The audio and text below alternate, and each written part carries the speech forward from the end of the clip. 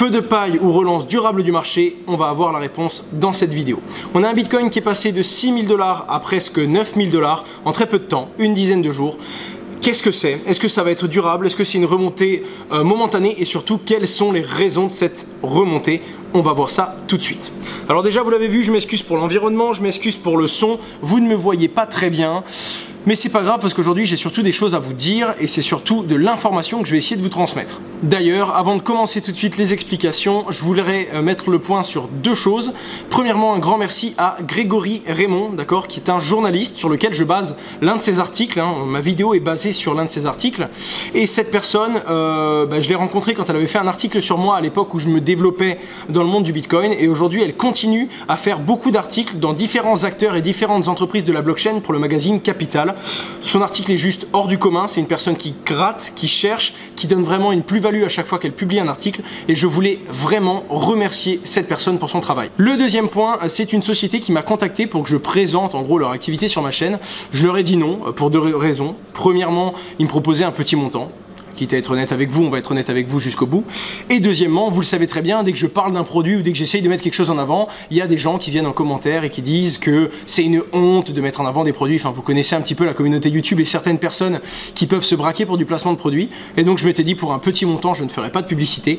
Sauf que cette société a dit, ok, dommage, et a malgré tout tenté le coup avec moi. Ils m'ont en gros tendu un piège. J'ai trouvé ça exceptionnel et c'est pour ça que je vais quand même vous dire au moins ce qu'ils font ces gens.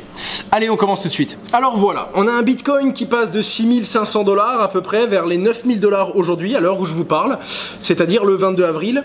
Et on a également un Ethereum qui était descendu à 275 € et qui aujourd'hui a presque 515. Alors déjà, qu'est-ce que ça fait?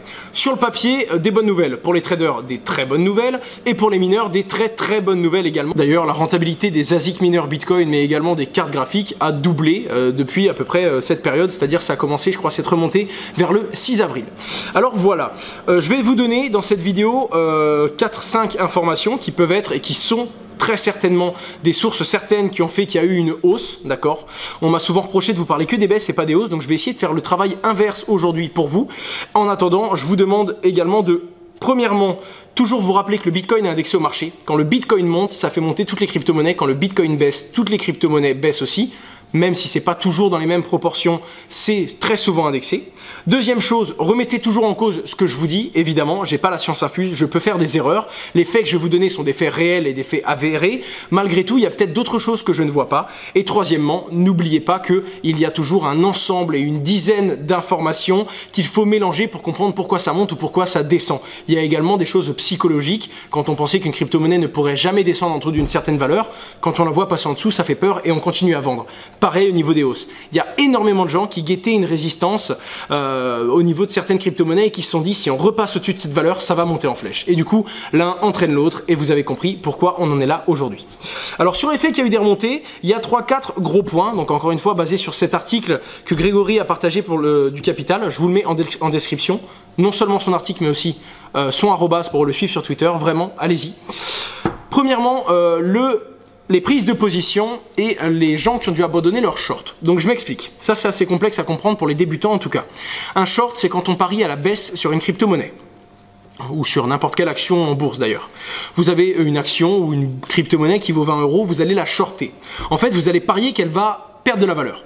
Si vous mettez un short sans effet de levier, donc c'est à 20 €, si l'action, donc la crypto-monnaie passe à 19 €, elle a perdu 5% de sa valeur. Eh bien, si vous l'aviez shorté, vous allez gagner 5% de votre mise. Si vous l'avez shorté, que vous avez mis 1000 € dessus en disant je short, si l'action perd 1 €, vous avez raison, en gros, vous avez positionné un short, donc un pari à la baisse, et donc vous allez gagner 5% et vous allez monter à 1050 €. En fait, le short, c'est un petit peu comme parier, mais à l'inverse du marché.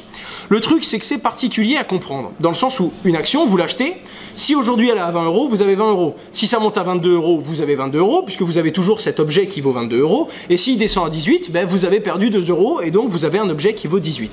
Le short, c'est compliqué à comprendre dans le sens où vous n'avez pas cet objet.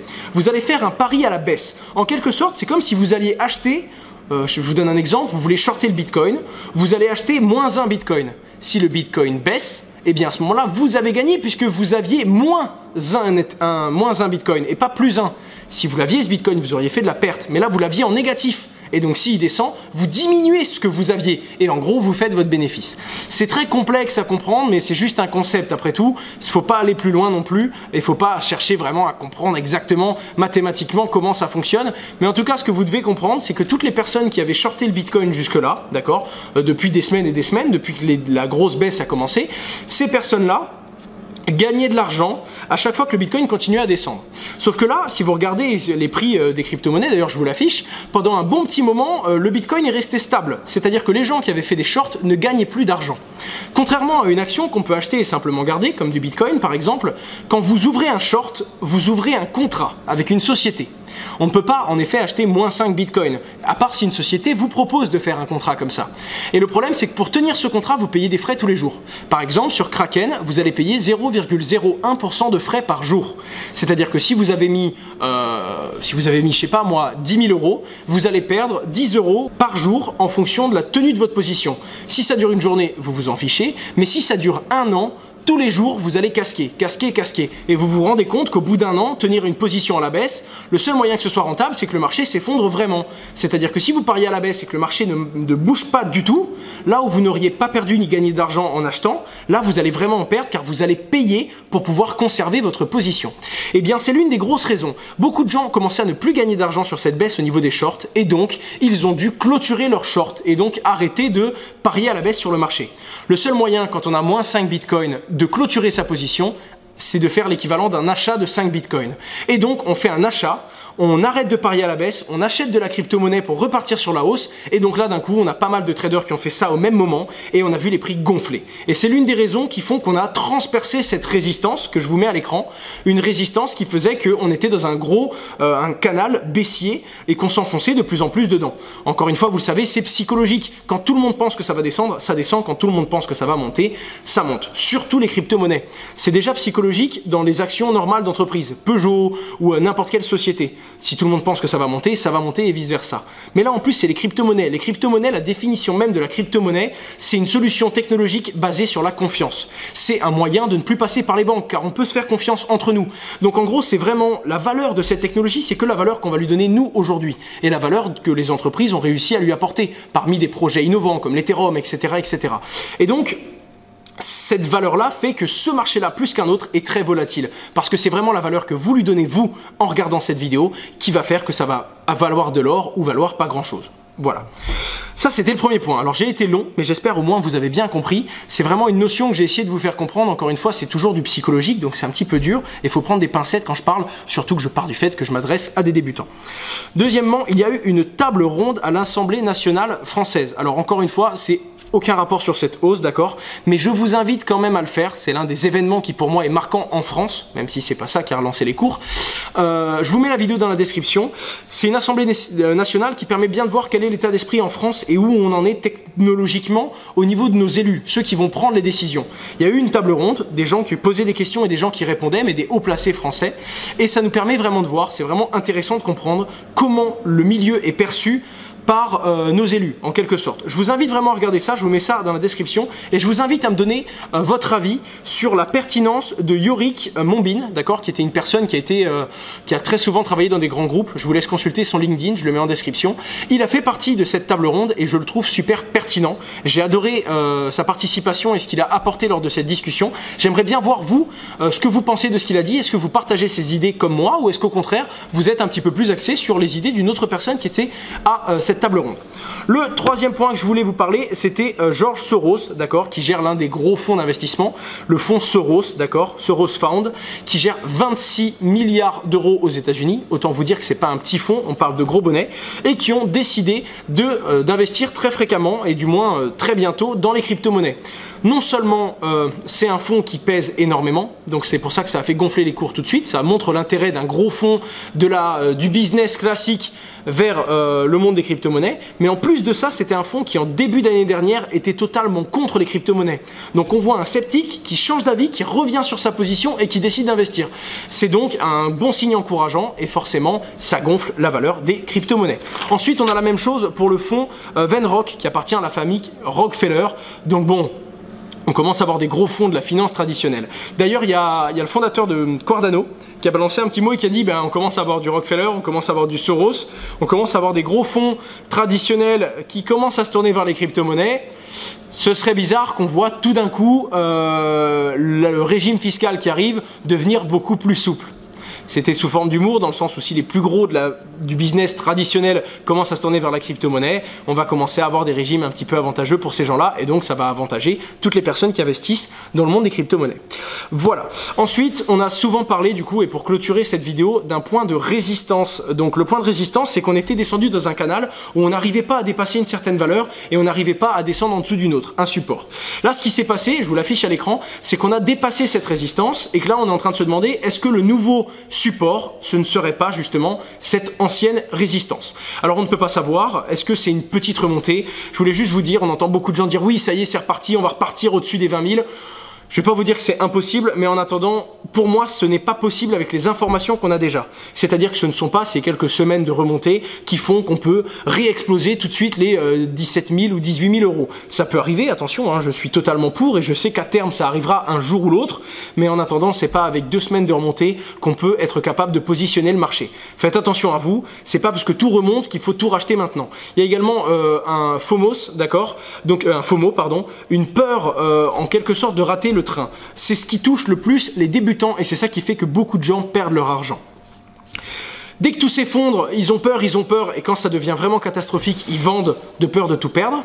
Et dès que ça remonte un peu, là, ils voient tout le monde qui rachète et ils se disent « Ah, je vais rater l'occasion », et là, ils rachètent. Et là, ça redescend. C'est ces personnes-là qui achètent quand tout va bien, pardon, et qui revendent quand tout va mal, qui font le plus de pertes. C'est souvent les débutants, et c'est souvent ceux qui comprennent le moins le marché. Faites attention et n'attendez pas que tout aille bien pour faire vos achats et que tout aille mal pour tout vendre, d'accord? D'ailleurs, c'est bête de le dire, mais c'est très simple. Le plus dur, c'est de détecter ces moments-là, mais c'est ceux qui achètent quand tout va mal dans le monde des crypto-monnaies, du mining et de ces choses-là, et qui justement revendent quand tout va bien et qui font des plus-values.